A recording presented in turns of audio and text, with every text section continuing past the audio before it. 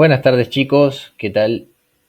Mi nombre es Martín Calvelo, yo soy médico cardiólogo y voy a estar a cargo de las 3 primeras clases del curso, ¿sí? En la parte cuidados del cuidador. De lo que vamos a hablar en este caso es de la valoración de los signos vitales. Es una cuestión fundamental para ustedes, fundamental para su devenir profesional y fundamental para su vida, básicamente. ¿Sí? Bueno, arranquemos.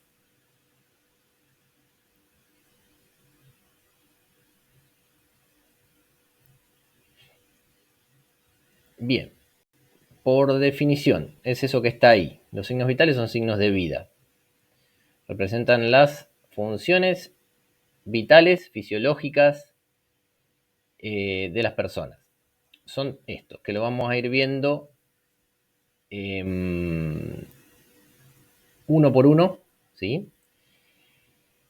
Que son la temperatura, la respiración, el pulso y la tensión arterial, ¿sí? Esas son las 4 cosas que nosotros tenemos que saber, que tenemos que evaluar, que tenemos que ver antes, ¿sí?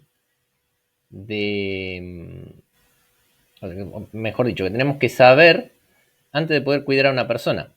¿Por qué? Porque si llega a pasar cualquier cosita, nosotros tenemos, sí o sí, que controlar estas 4 cosas para saber si esa persona está bien o mal, ¿sí?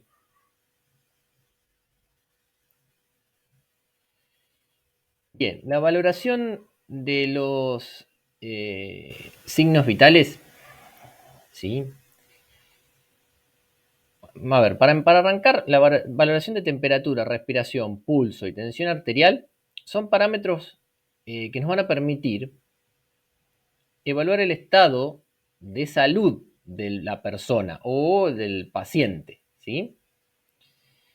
Y poder detectar los cambios o cualquier tipo de modificación que indiquen alguna alteración que sea real, o sea, que esté sucediendo en el momento, o que pueda ser potencial, ¿sí? Tenemos que acordarnos también, o tenemos que ver, que el desarrollo del ciclo vital del ser humano, desde que somos chiquititos hasta que somos adultos, varían. Estos parámetros fisiológicos varían y ya lo vamos a ir viendo, ¿sí? Y varían individualmente durante las 24 horas del día. Ahí mismo dice que no es un procedimiento automático y rutinario, ¿sí? Y está representado por las manifestaciones o fenómenos orgánicos que puedan percibir, medir y evaluar en forma constante y objetiva. Con eso ya más o menos uno se entera. Bien, ¿qué objetivos nos proponemos al valorar los signos vitales? Al valorar los signos vitales tenemos que identificar las funciones y respuestas fisiológicas de los signos vitales en las distintas etapas del desarrollo del ciclo vital del ser humano, reconocer la naturaleza de las funciones fisiológicas de cada uno de los signos vitales. Vamos a empezar con el primero de todos, que es la temperatura.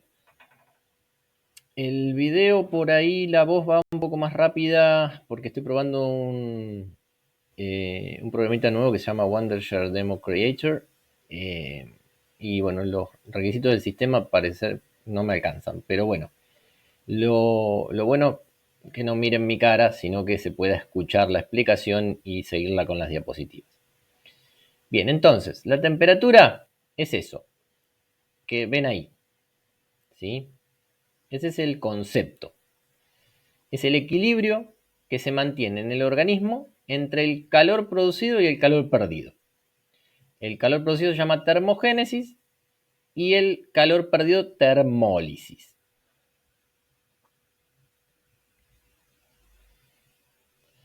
La regulación es importante. Esto es regulación de la temperatura. La regulación y el control de la temperatura están en el hipotálamo, ¿sí? En la cabeza, en el hipotálamo, que es el centro regulador de la temperatura, ¿sí? Y se hace mediante receptores sensoriales que son termorreceptores, que pueden ser periféricos o centrales, ¿sí? Estos mismos actúan y responden a factores externos, como pueden ser frío o calor, y como así también en respuesta y defensa a alteraciones producidas por el propio metabolismo. Por ejemplo, vamos a dar un ejemplo práctico y sencillo. Si los receptores sensoriales detectan calor, envían unas señales para reducir la temperatura y aumentar la pérdida de calor. ¿Sí? Como si nosotros estuviéramos haciendo actividad física durante un día caluroso, ¿qué va a pasar? Vamos a empezar a perder calor. Entonces, nosotros nos vamos a sentir como el cuerpo muy caliente. Y si detectan lo contrario, que es frío, se produce vasoconstricción, o sea, las arterias pequeñitas de los miembros, sobre todo de las zonas acras, se vasocontraen para aumentar, o sea, para retener calor y aparte aumentar el metabolismo, produciendo un mayor calor interno, ¿sí? Estos son los receptores centrales y los receptores periféricos y dónde están ubicados.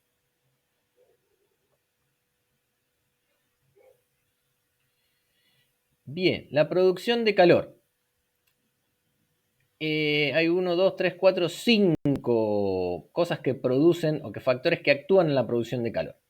La tasa metabólica la vamos a definir como la producción de energía utilizada por el cuerpo durante la vigilia y el descanso absoluto, ¿sí? Esta tasa metabólica varía según el sexo y la edad. La actividad muscular, el ejercicio muscular aumenta la producción de calor, es lo que dijimos recién del ejercicio, ¿sí? El ejercicio físico aumenta la producción de calor. El gasto de tiroxina, bueno, esto es bastante fino, pero el aumento del gasto de tiroxina eleva el metabolismo celular, ¿sí? Estimulando la producción de calor. A ver, por ejemplo, la tiroxina es una hormona que produce la glándula tiroides. Está aumentada, por ejemplo, en los estados de hipertiroidismo. Habrán escuchado nombrar el hipo y el hipertiroidismo en algún momento. Bueno, el hipertiroidismo se caracteriza por eso, por taquicardia, por sudoración, por pérdida rápida de calor y por ende pérdida de peso, ¿sí? Es por eso que habla del gasto de tiroxina. Las hormonas o la actividad hormonal, por ejemplo, la adrenalina, la noradrenalina, estas son hormonas que estimulan la actividad simpática. Vamos a parar ahí, ¿sí? Nosotros tenemos un sistema nervioso central que está en el cerebro y un sistema nervioso periférico que está en la periferia, básicamente no está en el cerebro, que se divide en simpático y parasimpático. Las dos grandes hormonas de, del sistema simpático son la adrenalina y la noradrenalina, que las habrán escuchado nombrar, ¿sí? Estas estimulan esa actividad, la actividad simpática. Esto aumenta el metabolismo celular grandemente, o sea, lo aumenta en forma importante, exponencial, y lo que hace es aumentar la pérdida de calor, ¿sí? O producen más calor y aumentan la pérdida. Bien, y la otra, el último que nos falta, que está ahí abajo, es la fiebre. La presencia de fiebre actúa produciendo mayor calor, eso es lógico, ¿sí? Y se eleva la velocidad del metabolismo celular. Por eso cuando nosotros estamos enfermos con una enfermedad infecciosa, lo que hacemos es, me acomodo un poquitito, me duele la espalda, lo que hacemos es tener fiebre, ¿para qué? Para que la fiebre se utiliza, el aumento de temperatura como lisis bacteriana por aumento del metabolismo. Esto es Entonces son las causas de producción de calor. Ahora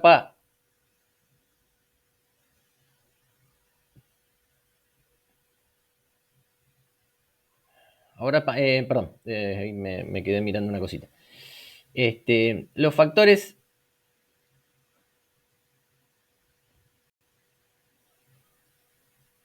Un cachito, producción de calor. Me parece que me pasé uno. Receptores. Bien, perfecto, ya hablé. Producción de calor, ya hablé. Factores que actúan en la pérdida de calor. Me parecía que me había pasado una. ¿Sí? Factores que actúan o sea, hablamos de producción, ahora de pérdida. La convección. Ustedes me dirán, ¿qué es esto? No sé si vieron alguna vez, seguramente en su casa tienen una estufa que trabaja por convección. La convección es transferencia de calor. ¿Sí? Se produce por circulación, se circulan moléculas calentadas en un líquido o en un gas. ¿Sí? Un ejemplo es, por ejemplo, que las corrientes de aire alrededor del cuerpo arrastran el calor, ¿sí?, que ha sido conducido de la superficie del cuerpo al aire. ¿Sí? Eso es pérdida de calor por convección. La evaporización, todo el mundo ha transpirado en su vida o ha jadeado, básicamente. ¿Sí? Como los perros.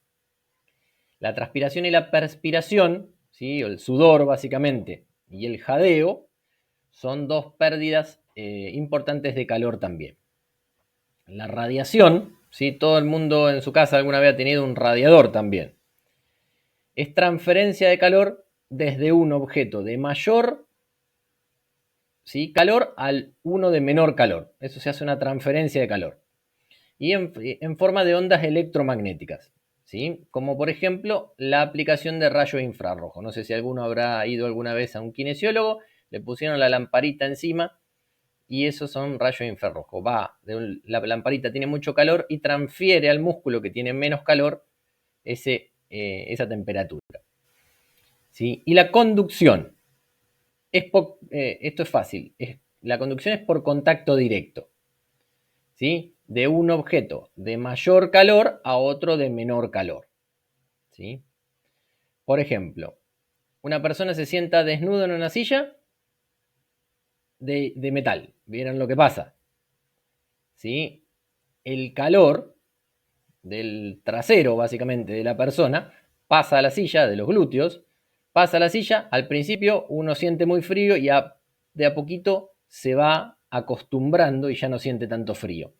Cuando uno se levanta y toca la silla, esa silla está caliente. Eso es por conducción.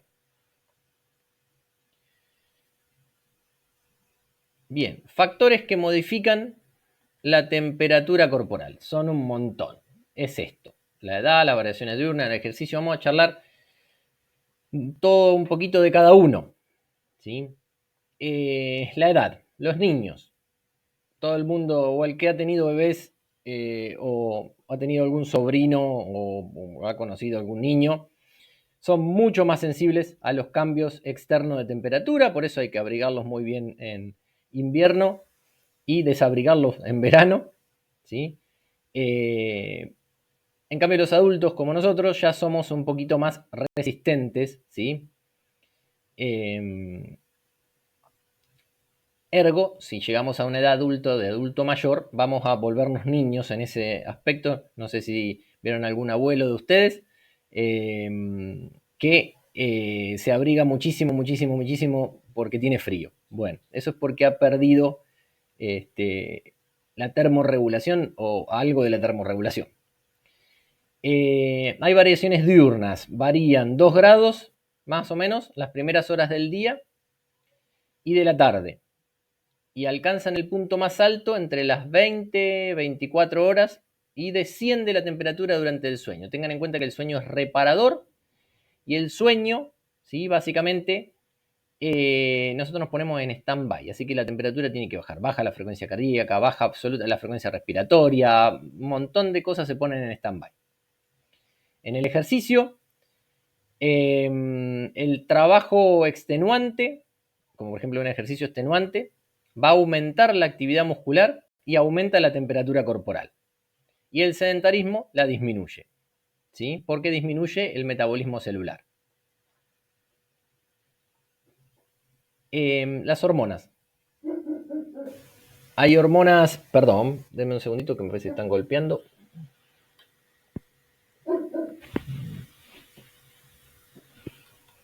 Bien, hay hormonas que activan la secreción de tiroxina, noradrenalina y adrenalina, lo que lleva a un aumento de temperatura.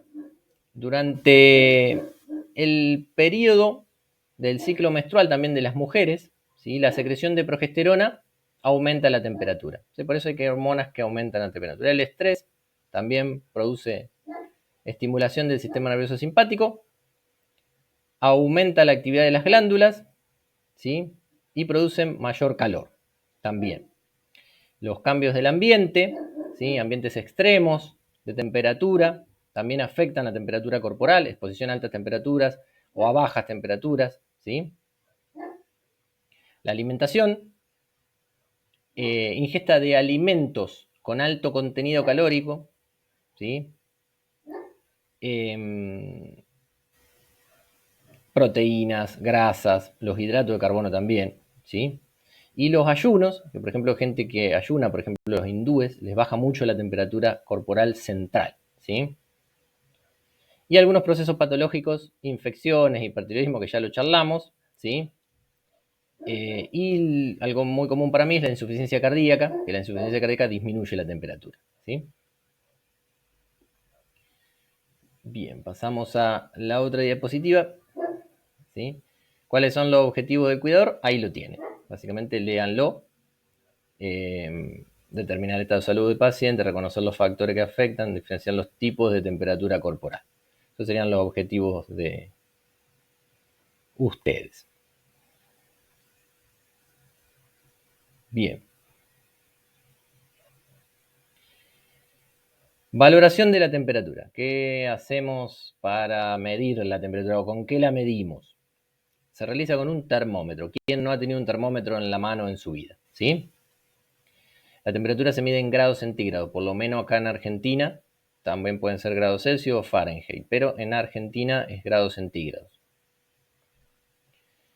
El equipo para controlar y medir la temperatura consta de todo esto. ¿De acuerdo? Léanlo. ¿Sí? Es sencillo. No es nada difícil.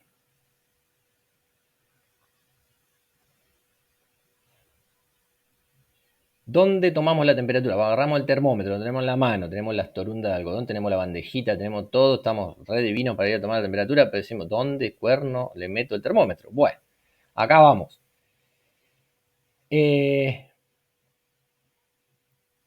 Temperatura externa. Axila, lo más fácil, lo más sencillo, y todo el mundo ha tomado la temperatura axilar.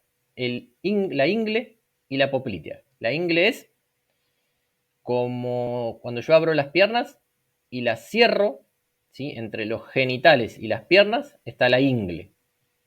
Ahí puedo poner el termómetro. Y si no, por detrás del hueco popliteo, el hueco popliteo, el que está por detrás de la rodilla, que también lo puedo flexionar y agarrar el termómetro con eso. Esos son los tres sitios. El que más se usa es la temperatura axilar, ¿sí? Y la interna, lo más exacto que hay es la temperatura rectal. Pero se puede también hacer timpánica, mucho en los pediátricos, que es con ese cosito que hace tirit, ahí en el oído, tirit. También en la boca, en los pediátricos mucho también lo usan. Y bueno, la temperatura vaginal en algunos casos, en las mamás que quieren quedar embarazadas y no pueden, se miden la temperatura vaginal para ver el... Bueno, no importa, esos son cuestiones que no vienen al caso, pero también, perdón, me pica el ojo. También pueden ser utilizados para eso. ¿Sí? Pasamos a la diapositiva número 13. Valores esperables o promedios. Aquí los tienen. Axilar 36 a 37. Inguinal 36 a 37. Bucal 37,5 a 38. Rectal 37,5 a 38. ¿Sí? ¿Cuál es? Ustedes me van a decir, pero esto es un despelote, entonces, ¿cuál debería ser la temperatura normal de un adulto? Bueno, 36,6 a 37,3. Así como les digo, 36, 36,6 a 37,3. Eso es la normotermia. ¿Sí? Eso es lo que se encuentra dentro de los parámetros fisiológicos.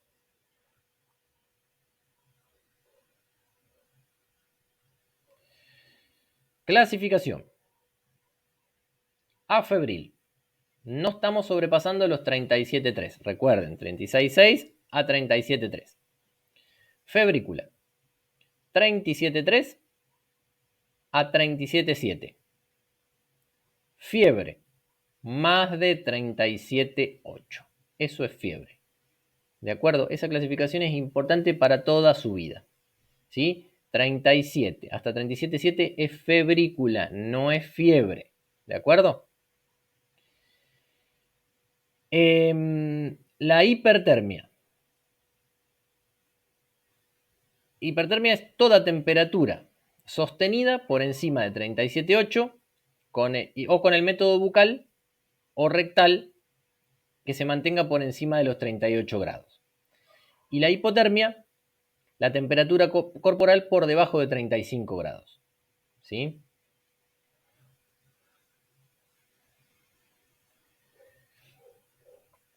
Procedimiento de toma de presión. Bien, todo esto. Ahí lo tienen. Control de temperatura axilar. Esto es todo con termómetro digital, ¿sí? No con termómetro de mercurio. Los termómetros de mercurio ya no se usan más. El que tenga termómetro de mercurio, por favor, tírelo a la basura. No lo tiren a la basura porque contamina. Pero guárdenlo y no lo usen más porque son peligrosos, ya está demostrado, ¿sí? Esto es, mientras yo hablo, ustedes irán leyendo, ¿sí? Hay que lavarse bien las manos.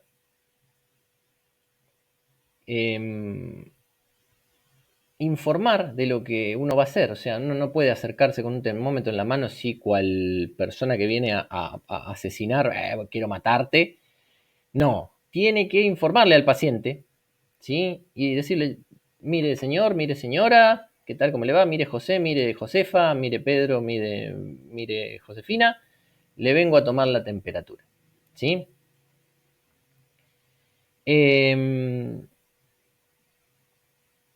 Si tienen las zonas, habitualmente las zonas de los pliegues están un poquito húmedas. Hay que secarlas. Una torundita de algodón con un pedacito de algodón chiquitito, ¿sí? Un pedacito de algodón.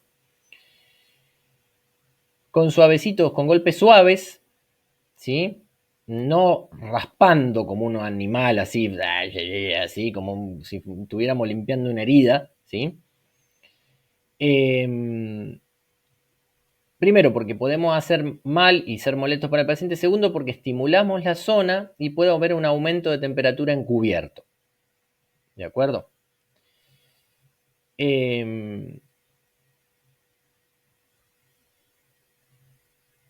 Bien. Hasta ahí vamos bien, ¿no es cierto? Bueno, yo sé que esto es medio aburrido, pero bueno, son controles de signos vitales, uno lo tiene que saber. Hablamos de temperatura. Ahora pasamos al segundo. Recuerda que son 4. El segundo es respiración. La respiración, recuerden, temperatura, déjenlo aparte. Ahora empezamos con respiración. La respiración está compuesta por el proceso fisiológico de inhalar y exhalar. Este proceso, que parece tan sencillito que lo hacemos todos los días un montón de veces, incluye, o sea, lo que incluye es la entrada de oxígeno y la salida de dióxido de carbono hacia el exterior del organismo, ¿sí? Y este movimiento de entrada y salida se conoce con el término de ventilación, ¿de acuerdo? ¿Cuáles son los principios científicos de los mecanismos de la respiración? ¿Sí? De 12 a 20 veces por minuto, aproximadamente, es realizado, esto es importante, sin esfuerzo y de manera automática. Con lo cual, si uno ve respirar a un paciente, eso no es normal. ¿De acuerdo? Repetimos. El proceso de inspiración y expiración, o sea, de ventilación, se realiza sin esfuerzo y de manera automática. Más o menos en cada inspiración ingresan unos 500 centímetros cúbicos aproximados de aire. Todo esto está controlado por el bulbo raquídeo, por eso cuando hay traumatismos encefálicos que afecten el bulbo raquídeo, hay paros respiratorios, ¿sí? Esto tiene sensores que controlan inspiración y expiración.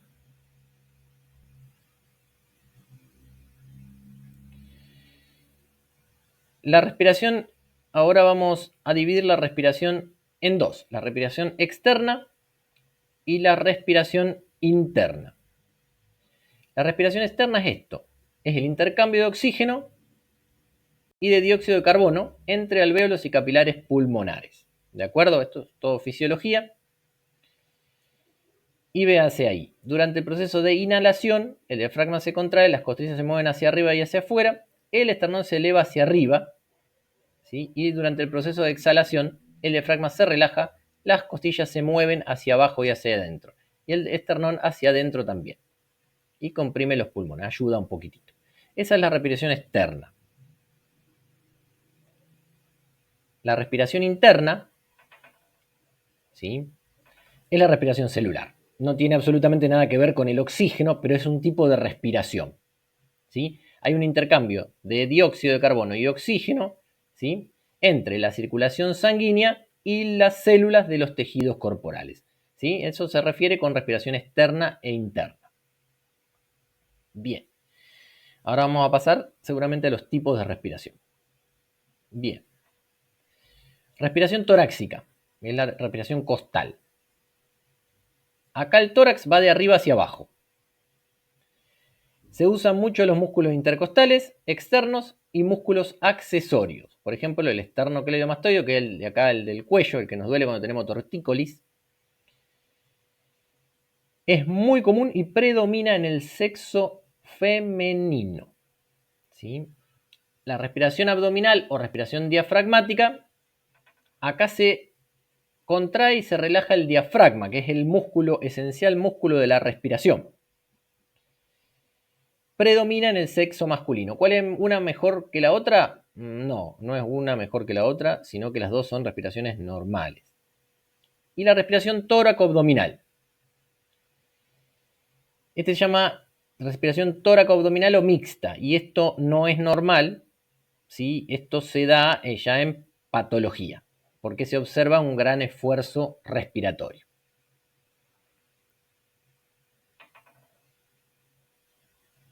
Los factores que influyen en los tipos de respiración, la edad, lógicamente.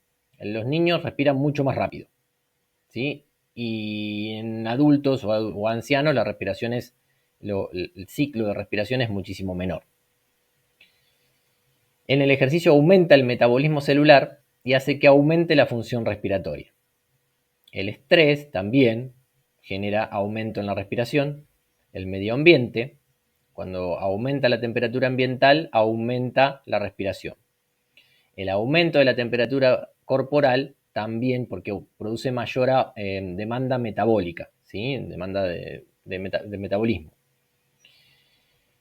También produce aumento de la respiración, ¿sí? Y los medicamentos, algunos medicamentos, como por ejemplo la morfina, ¿sí? O los derivados de la morfina, el fentanilo, producen disminución de la respiración. Son producen disminución de la respiración. Punto. Y algunas enfermedades o procesos patológicos, muchas. Y dentro de mi especialidad, las que aumentan la respiración, la insuficiencia cardíaca, el edema agudo pulmón, la embolia de pulmón. O sea, son muchas causas, las neumonías, tanto sean típicas o atípicas. Bueno, un montón de factores que aumentan la frecuencia respiratoria. Los pacientes EPOC, que tienen enfermedades pulmonares obstructivas crónicas. Bueno, muchos más que esos, ¿sí? ¿Cuáles son los objetivos del cuidador? Esos. Valorar el estado de salud de las personas a través de la función respiratoria, conocer el tipo y frecuencia característica de la respiración, identificar los factores que alteran o modifican la función respiratoria. Bien, valoración respiratoria. ¿Qué significa esto? ¿Cómo yo voy a valorar cómo una persona paciente o un señor que está enfrente mío está respirando? Los datos los obtenemos a partir de la observación de los movimientos del tórax. No podemos hacerlo, son datos subjetivos, de hecho, porque nosotros estamos viendo lo que está sucediendo. Estos movimientos del tórax determinan la frecuencia y característica de la respiración, ¿sí? O sea, lo dividimos en dos: frecuencia y características, ¿sí? La frecuencia es el número de respiraciones por minuto. Comprende ese proceso, el de inhalación y exhalación, ¿sí? El número de respiración por minuto se presenta por las siglas FRX, F frecuencia, R respiración, X tanto por minuto.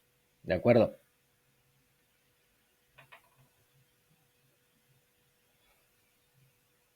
Bien, lo normal aproximadamente, bueno, después lo vamos a ver un poquito todo más adelante, pero de 16 a 20, 21 respiraciones es normal por minuto, ¿sí? Después lo vamos a ver bien y exactamente. La frecuencia, ya la vimos. Las características ahora de la respiración, ¿sí? La profundidad. Puede ser profunda o superficial. La profundidad es la respiración. De la respiración está determinada por la mayor o menor expansión en los diámetros del tórax, ¿sí? Según el volumen de aire inspirado. Y esta puede ser profunda, quiere decir que en cada respiración se observa una mayor expansión de los campos pulmonares, y esto se debe a que hay una mayor cantidad de aire inspirado y exhalado. Y la superficial, que en cada inhalación y exhalación se observa una mínima expansión torácica o muy superficial, ¿sí? Esto implica que el intercambio de volumen de aire es muy pequeñito y habitualmente con mínimo uso del tejido pulmonar, ¿sí? La simetría, o sea, ya vimos que de característica digamos profundidad, ahora vamos a simetría. La simetría es la igualdad de la expansión de ambos hemitórax, del derecho y el izquierdo. Si yo estoy respirando, veo a una persona de atrás respirando y se le levanta el hemitórax derecho y el izquierdo no, algo está pasando, ¿sí? Y el ritmo, que puede ser regular o irregular. Esto es sencillo. Una persona que respira es regular. Si una persona está respirando, eso es irregular, ¿sí? Unos son intervalos espaciados en forma uniforme y otros son intervalos espaciados en forma no uniforme, ¿sí?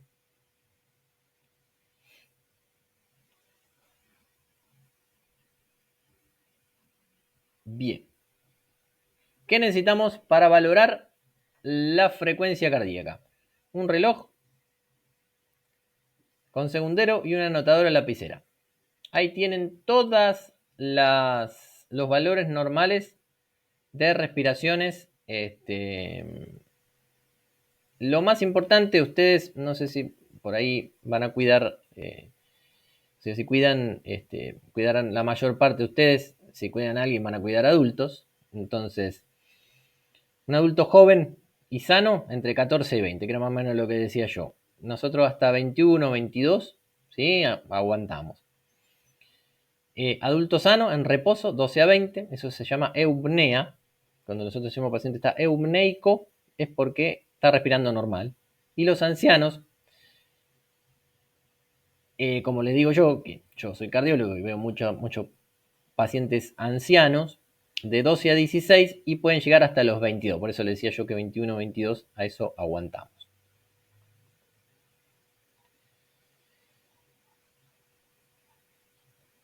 Bien, las alteraciones. Apnea, bradipnea y taquipnea. Todos saben lo que es una apnea. Es un cese de la respiración, ¿sí? ¿Cómo lo podemos ver? Porque no vamos a saber si una persona tiene... Le ponemos la mano arriba del tórax. Entonces nos damos cuenta de cuántos segundos es la apnea poniéndole la mano, una mano, a ver si se ve, una mano arriba del tórax. ¿Sí? Bradipnea, frecuencia menor a 12. Taquipnea, frecuencia mayor a 20. ¿Sí? Eso es las alteraciones más objetivas. Y en la calidad, porque puede haber alteraciones en la calidad, la disnea se define como la sensación subjetiva de falta de aire. ¿Qué significa? Que al ser subjetivo la refiere el paciente. Nosotros no la podemos ver, no la podemos objetivar. ¿Sí? La ortopnea. Cuando el paciente se acuesta, se fatiga. Cuando se sienta, se deja de fatigar. Esto es muy común en los pacientes con insuficiencia cardíaca y miocardiopatías dilatadas. ¿Sí? ¿Por qué? Cuando se acuestan, el líquido que está en los pulmones se horizontaliza, le ocupa todos los pulmones y cuando se para, se va para abajo, o se sienta, se va para abajo por acción de la gravedad. Entonces tiene más superficie de intercambio de oxígeno. La hiperapnea es un aumento anormal de la profundidad y frecuencia de movimientos respiratorios, pero más que nada de la profundidad. Y la polipnea, paciente polipneico es el que respira así, miren, escuchen. Como cuando nosotros tenemos un perrito y está muy cerquita nuestro que lo escuchamos respirar, bueno, los perros tienen mucho esa respiración polipneica, ¿sí? Una respiración muy superficial y rápida.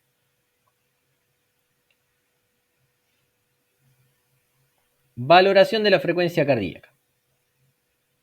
Así como está esa señora, exactamente es como se debe hacer.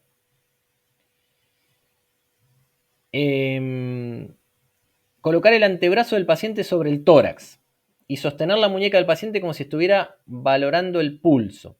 Esto lo que me va a permitir es evitar que el paciente modifique el patrón respiratorio, ¿sí? Y me va a permitir facilitar también observar y sentir el movimiento del tórax. Yo le voy tirando todo lo más fácil. El número de respiraciones por espacio de un minuto es el valor de la frecuencia respiratoria. Si la frecuencia respiratoria siempre, perdón, me voy a tirar un poco la espalda que estoy todo encorvado. La frecuencia respiratoria se mide en un minuto. Que tenga un ritmo normal, o sea que las respiraciones estén espaciadas de manera uniforme. Que haya una simetría torácica, o sea que las respiraciones tengan igualdad de expansión entre el hemitórax derecho e izquierdo. Y la profundidad de las expansiones, que se hacen mirando los movimientos del tórax. ¿Sí? Y la expansión de los diámetros del tórax determina la profundidad. Y también observar la posición que adopta el paciente para respirar. ¿Por qué? Si presenta esfuerzo, dolor o sonidos respiratorios, ¿sí? Va a estar acomodado de diferentes formas. De la forma que no le duela o que no se esfuerce tanto. La forma habitual de una respiración es como están respirando ustedes en este momento. ¿Sí? ¿Cómo están respirando? Piénsenlo un segundito. Son silenciosas, una respiración es silenciosa y sin esfuerzo, sin ningún tipo de esfuerzo. Bien.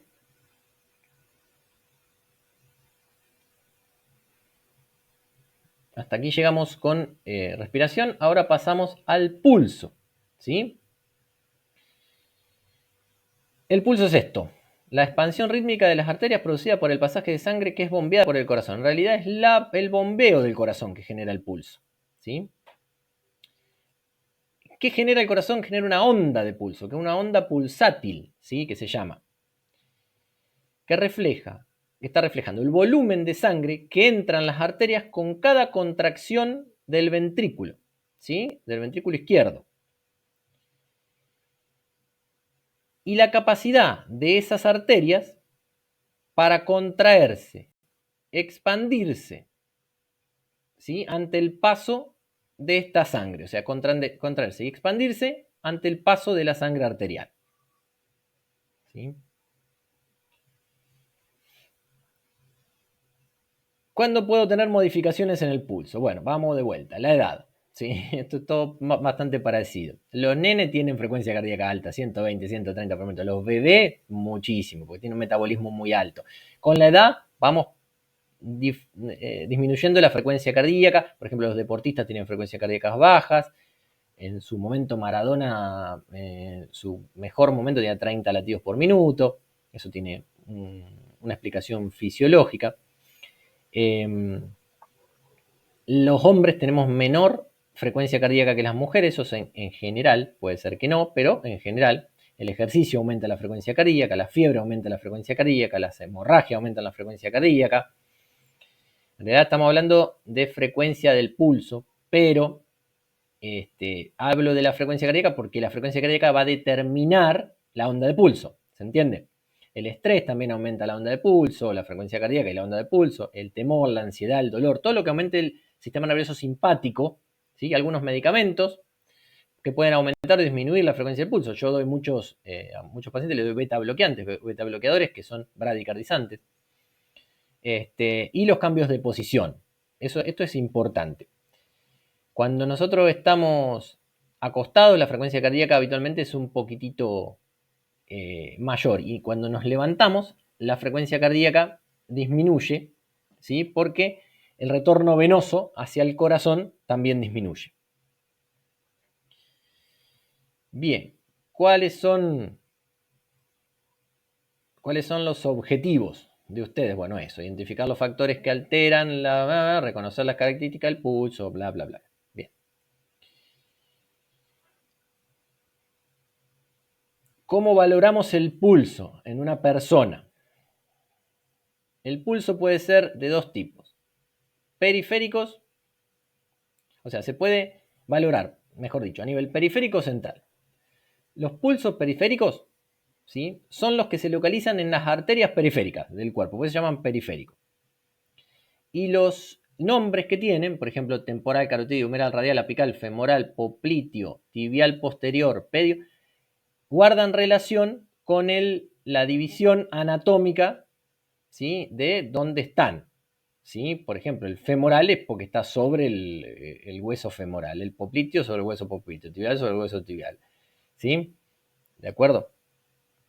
Bien. Más o menos les tiro 3 o 4, que son los más... Bueno, el que todo el mundo sabe, el que todo el mundo utiliza es el pulso radial. Se localiza sobre el hueso radial del lado del dedo pulgar. Sí, importante. Del lado del dedo pulgar. O sea, vamos a mostrar acá. ¿De acuerdo? Acá, exactamente acá, yo me estoy tocando mi pulso radial.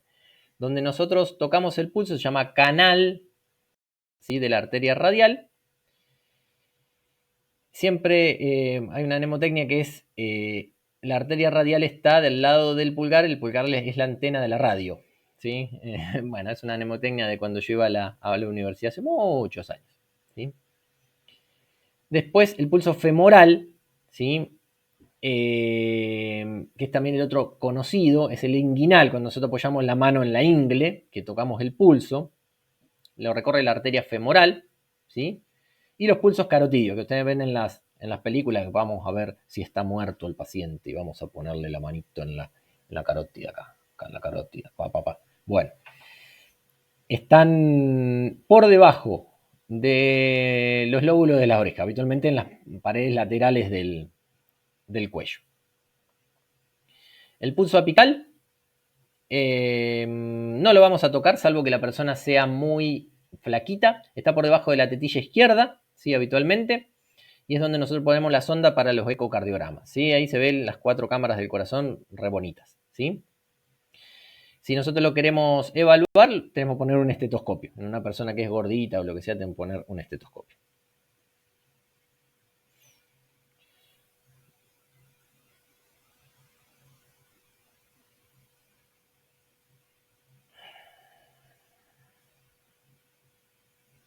Bien.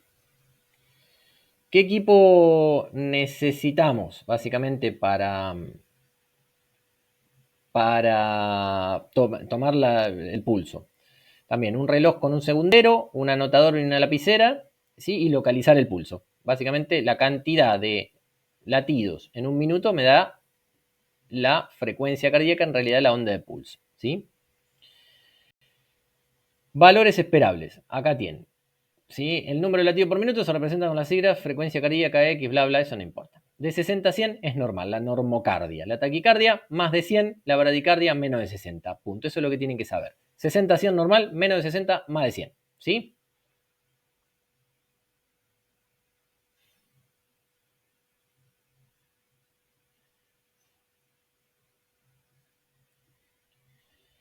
¿Qué característica puede tener el pulso? Las características del pulso están representadas por todo esto. Frecuencia, ritmo, intensidad, tensión, amplitud. Hablo un cachito de cada una. Esto se conoce en la jerga como frita, ¿sí? Fíjense, frecuencia, ritmo, intensidad, tensión y amplitud, ¿sí? Bueno, es una mnemotecnia, la frita. La frecuencia, el número de pulsaciones o latidos que se suceden por espacio de un minuto, en un minuto, ¿sí? El ritmo lo definimos como regular o irregular. Es regular si sigue una tic, tic, tic, tic, tic, tic, una cierta regularidad, y es irregular si, por ejemplo, es así. Ti, ti, ti, ti, ti, ti, ti, ti, ti, ti, ti, ti, ti, ti. Eso es irregular. La intensidad es el volumen de sangre, o reflejaría básicamente el volumen de sangre que ingresa a esa arteria en un latido. Hay pulsos que son muy llenos, como lo llamamos nosotros, muy llenos o débiles.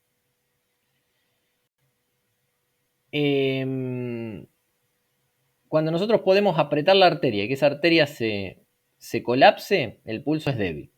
Pero en cambio, cuando nosotros apretamos y esa arteria no la colapsamos, el lleno es adecuado.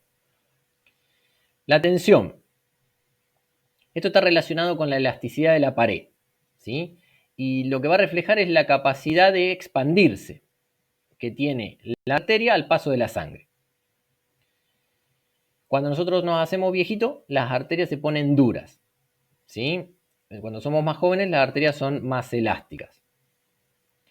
Las personas ancianas pueden tener arterias muy duras y tortuosas, ¿de acuerdo? O sea, con lo cual vamos a palpar un cordón un poquito más durito que no se expanda tanto en cada sístole, ¿sí?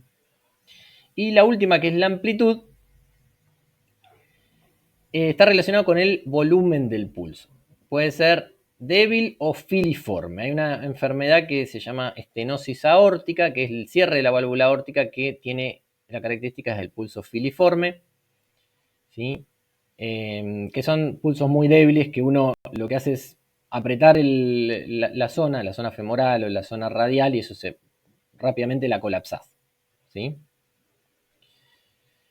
Bueno, ¿cómo valoramos el pulso radial? ¿Sí? Informamos siempre del procedimiento, colocamos al paciente en una posición cómoda, en decúbito dorsal o en posición sentado, ¿sí? Para controlar el pulso, localizar la arteria.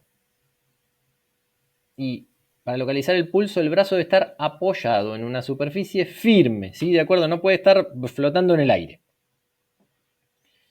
Se localiza la arteria radial, se presiona la arteria en forma suave con la punta de los dedos y se localiza el pulso, ¿sí? Contamos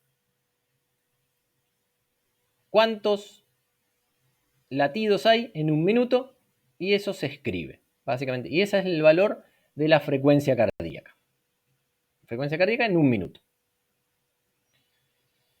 Recuerden valorar el ritmo, la intensidad, la tensión y la amplitud, todo lo que vimos antes. ¿De acuerdo? Las precauciones, lo que tenemos que tener en cuenta al valorar la frecuencia cardíaca.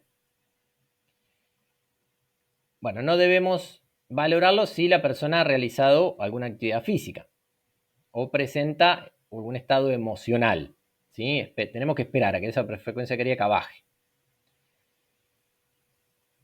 La tensión muscular puede alterar la frecuencia del pulso, con lo cual hay que asegurarse de que el miembro que se va a controlar esté en posición cómoda y descansado.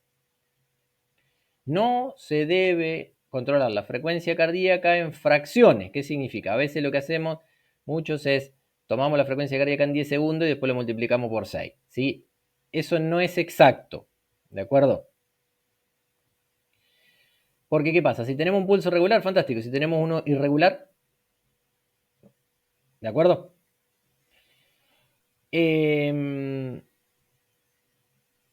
Los pulsos que son periféricos, en la mayoría de los casos, y si hay tiempo y si hay ganas, deben evaluarse la igualdad bilateral, o sea, ser de ambos lados. Bien, hasta acá llegamos con pulso. Ahora vamos al cuarto y último signo vital, que es la tensión arterial. Motivo de consulta mío todos los días en consultorio, sumamente frecuente, y totalmente sabido por mí de hace muchísimos años.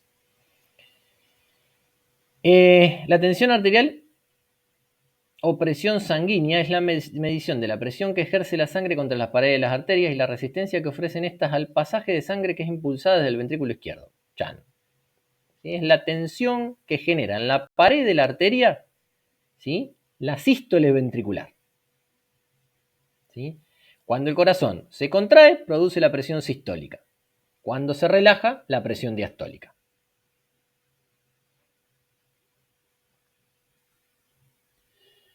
Tensión arterial, sistólica y diastólica, lo que hablamos recién. Presión máxima o presión sistólica es la onda de sangre más alta dentro de las arterias y es el resultado de la contracción o despolarización del ventrículo izquierdo. Y la presión mínima o diastólica, ¿sí?, es el resultado de la relajación o repolarización ventricular. ¿Sí?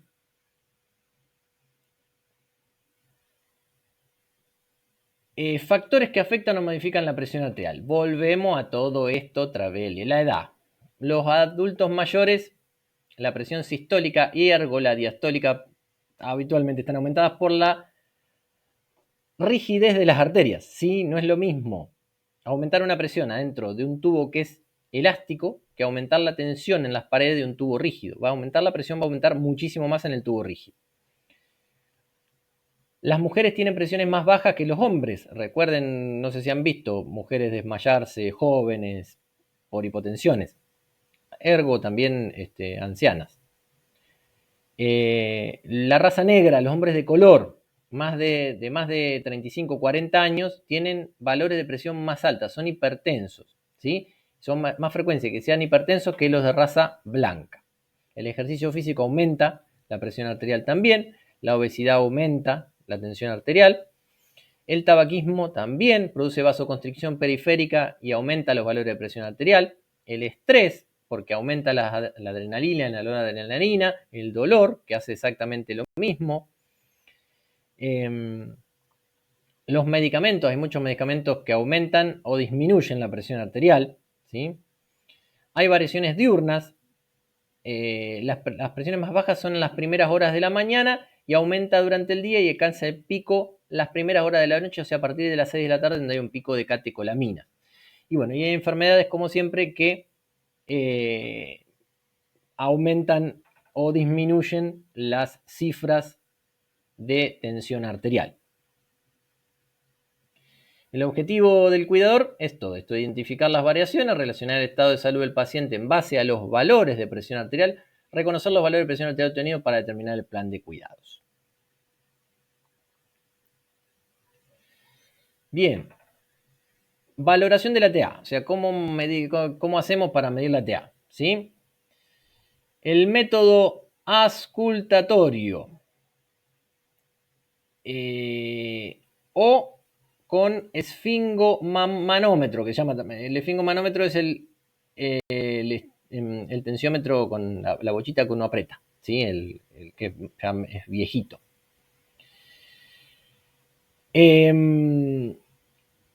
Ahí se pueden hacer lecturas de presión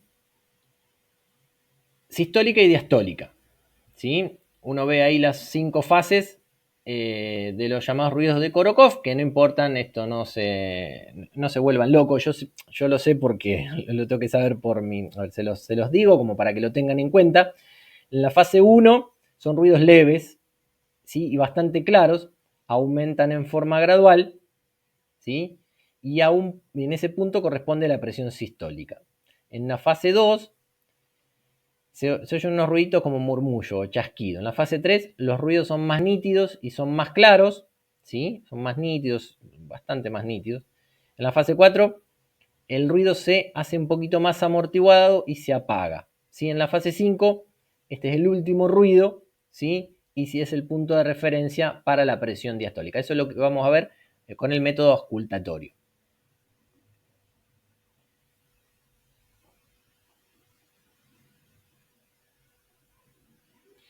Me olvidé del método palpatorio. Lo que se hace es la lectura de la presión en el esfingomanómetro coincide con la primera pulsación, o sea, el primer pulso, percibida como que se percibe como una vibración, ¿sí?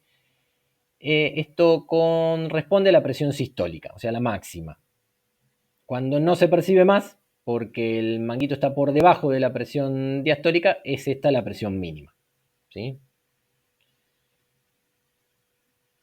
Valoración. Seguimos. Equipos para valorar TA. Puede ser tensiómetro aneroide, estetoscopio, que sería el esfingomanómetro. El digital, que es el que se usa habitualmente. Tensiómetros ya muchos esfingo no se usan más. Bandeja, anotador y lapicera. Sitio para valorar TA, lo más cerca del corazón que se pueda, ¿sí? O sea, arteria humeral o braquial, que es la más utilizada, que es por encima del pliegue del codo, el brazo sería, no el antebrazo, no la muñeca, el brazo, ¿sí? Poplite tibial, en algunos casos en pacientes internados que son muy obesos o que no tienen buen registro en los brazos, se usan las piernas.